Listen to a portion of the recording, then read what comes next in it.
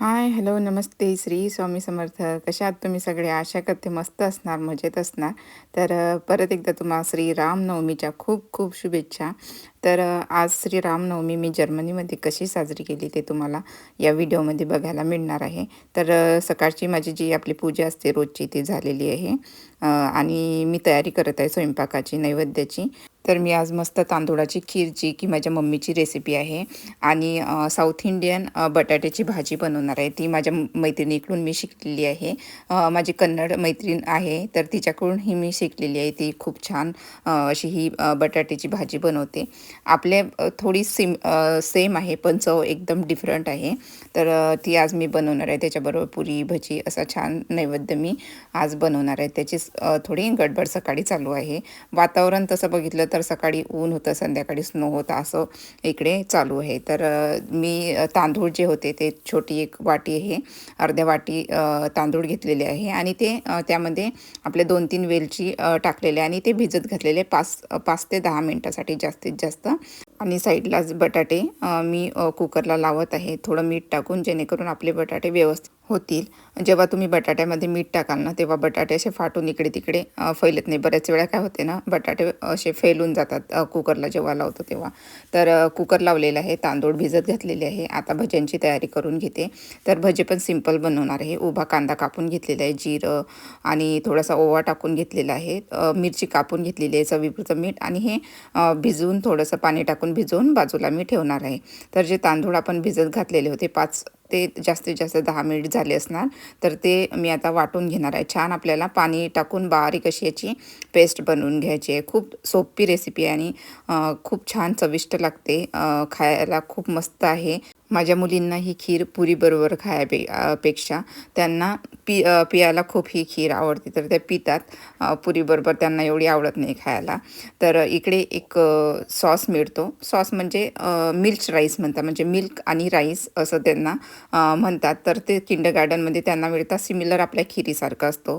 तर तेच त्यांना सांगितलं की आम्ही आज मिल्क राईस बनवला आपला इंडियन, तर ते आरामात पिऊन घेतात मस्त.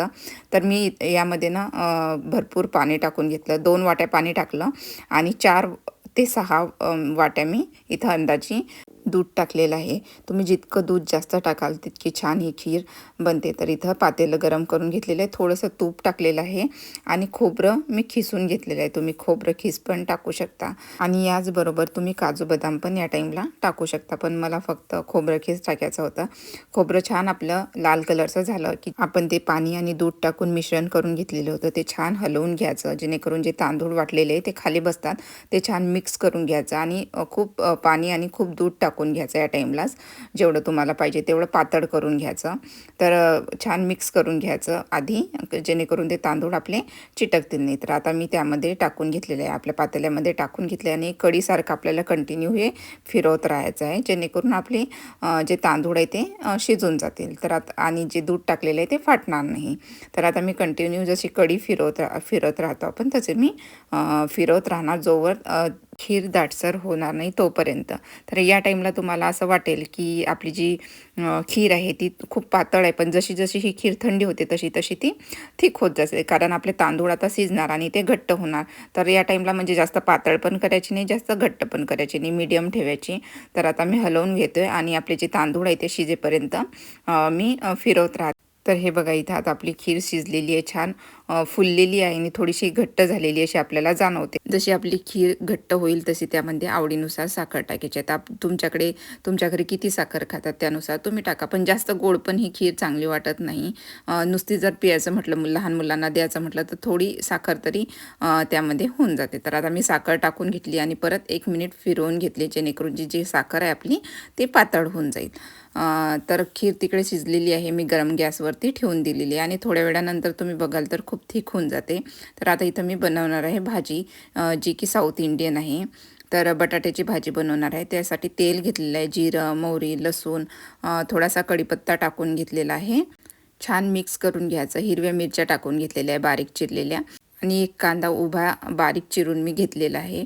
आता हा कांदा छान लाल होईपर्यंत आपल्याला परतून घ्यायचा आहे. सर्व जे जिन्नस आहे आपले ते व्यवस्थित शिजवून घ्यायचे, व्यवस्थित परतून घ्यायचे तेलामध्ये, जेणेकरून आपल्या भाजीला छान अशी चव येईल. तर मी कांदा मस्त परतून घेतलेला आहे. कांदा लाल कलरचा झाला की त्यामध्ये थोडासा गरम मसाला, हळद टाकून घ्यायची. आता इथं मी थोडीशी लाल मिरची पावडर पण घेतलेली आहे, पण नाही घेतली तरी चालते. मला असं वाटत होतं की भाजी थोडी फिकी होणार, म्हणून मी थोडंसं वरून लाल मिरची पावडर टाकून घेतली. तर नाही टाकलं तरी चालते. आणि इथं बटाटे मी उकडून हाताने चुरून घेतलेले होते, थंड होऊ द्यायचे आणि नंतर असे छान हाताने चुरून घ्यायच्या, थोडं मोठ्या मोठ्या फोडी ठेवायच्या. आता ही जे आपण चुरलेला बटाटा आहे छान आपल्या जे जिन्नस आपण टाकून घेतलेले आहे, जो मसाला आहे त्यामध्ये मस्त मिक्स होऊ द्यायचा आणि छान परतून घ्यायचा 1 मिनिट, जेणेकरून जो मसाला आहे तो आपल्या छान बटाट्यामध्ये मिक्स होईल. तर इथं मी त्याच्यानंतर 1 मिनिट परतून घेतला आणि पाणी टाकून घेतलं. गरम पाणी मी इथं वापरलेलं आहे, थंड पाणी वापरलं तरी चालते. आता बटाट्याची भाजी पण असंच आहे या बटाट्याच्या भाजीचं. आता तुम्हाला असं वाटेल की पाणी पाणी होईल, थोडं पाणी दिसते, पण जसं जशी भाजी शिजत जाते तसं तसे जी भाजी आहे ती थिक होते, थोडी दाटसर होत जाते आणि खूप दाट होते, म्हणून आधीच पातळ करून घ्या आणि थोडं चवीपुरतं मीठ आणि कोथिंबीर टाकून छान आपली भाजीला एक उकळी येऊ द्यायची, शिजवून घ्यायची थोडी. त्याच्यानंतर मी पापड थोडे तळून घेतले, गरमागरम मस्त आपले भजे सर्व काढून घेतलेले आहे आणि त्यानंतर मी पूजा करायला बसली. तर इथं सिंपल अशी माझी पूजा, अशी एकदम मोठी पण नाही आहे. तर दिवा वगैरे लावून घेतला. पूजेची जी बांधणी आहे ती सकाळीच मी करून घेतलेली होती आणि नैवेद्य वगैरे देवाला काढून घेतलेलं होतं. सर्व स्वयंपाक करून नैवेद्य काढून घेतला आणि आज नवमी पण आहे, मुलींना पण त्यांना जेवायला दिलं आणि आता मी करणार आहे पूजा. तर आधी दिव्याची वगैरे पूजा करून घेते आणि गणपती बाप्पाची नंतर पूजा करते. तर इथं सर्व सामान मी आणून घेतलेलं होतं. तर इथं गणपती बाप्पाला आधी पाण्याने, नंतर पंचामृताने आंघोळ करून परत पाण्याने आणि छान एक स्वच्छ कपड्यांनी पुसून गणपती बाप्पाला हळदी कुंकू वाहणार आहे.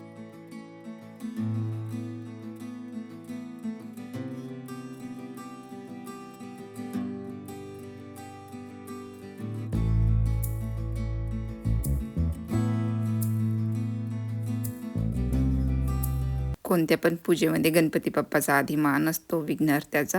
तर गणपती बाप्पांना छान अभिषेक करून घेतलेला आहे, त्यांना माळा घालून घेतलेली आहे, हळद कुंकू लावून घेतलेले आहे. त्याच्यानंतर नैवेद्यासाठी मी खोबरं आणि गुळाचा नैवेद्य दाखवलेला आहे, अक्षदा टाकून घेतलेले आहे, फूल वाहून घेतले आणि गणपती बाप्पाचा नमस्कार करून, त्यांचा मंत्र चालूच होता, नमस्कार करून पूजेला मी सुरुवात केलेली आहे.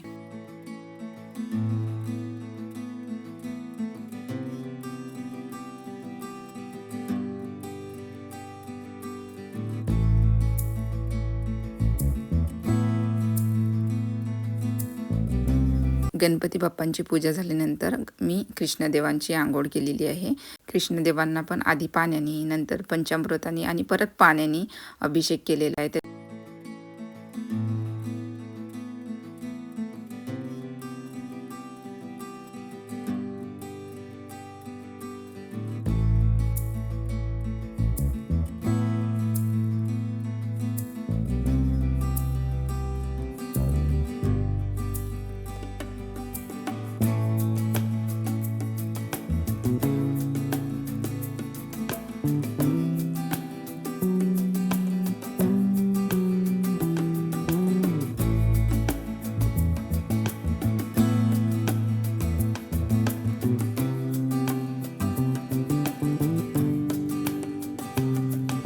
कृष्णदेवांचा पण छान अभिषेक झालेला आहे. कपडे वगैरे घालून त्यांना त्यांची स्थापना केलेली आहे आणि त्यांना गोपीचंदन लावून अक्षता फूल वाहलेले आहे.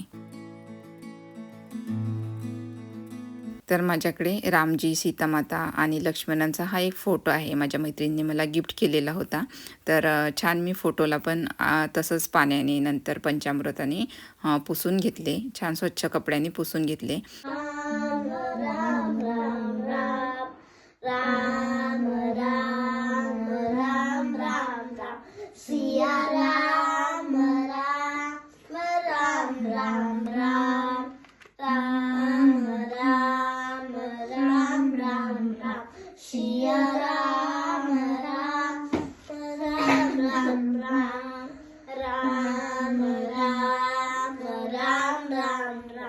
Siya Ram.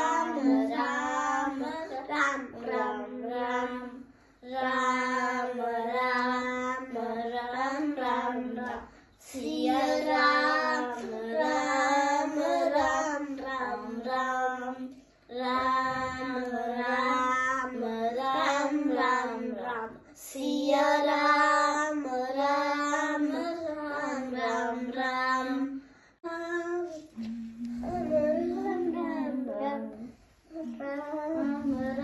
राम राम राम सिया राम राम राम राम राम राम राम राम राम राम आणि मला खूप आतून खूप छान वाटत होतं. मी जशी पूजा करायला बसली तशी माझ्या मुली आल्या आणि त्यांनी रामजप चालू केला. मी त्यांना सांगितलेलं नाही, ती त्यांच्या मनाने त्यांनी चालू केलं होतं.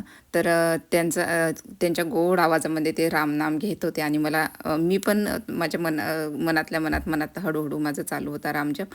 पण जेव्हा त्या म्हणायला लागल्या ना, तेव्हा मला खूप आनंद झाला की यांना न सांगता आता रामजप केला पाहिजे असं त्यांना समजले आणि खूप छान मधुर आवाजात मुली म्हणत होत्या. तर इथं माझी सर्व पूजा झालेली आहे. रामजींना मग फुलं वाहले, गोपीचंदन लावून, सीतामातांना हळदी कुंकू लावून नैवेद्य आता मी दाखवते. आधी घरच्या देवांना नैवेद्य दाखवून देते. आधीच मी सर्व 2 ताटामध्ये नैवेद्य काढून घेतलेला होता आणि नंतर पाणी वगैरे फिरून इथं रामजींना पण मी नैवेद्य दाखवून देते.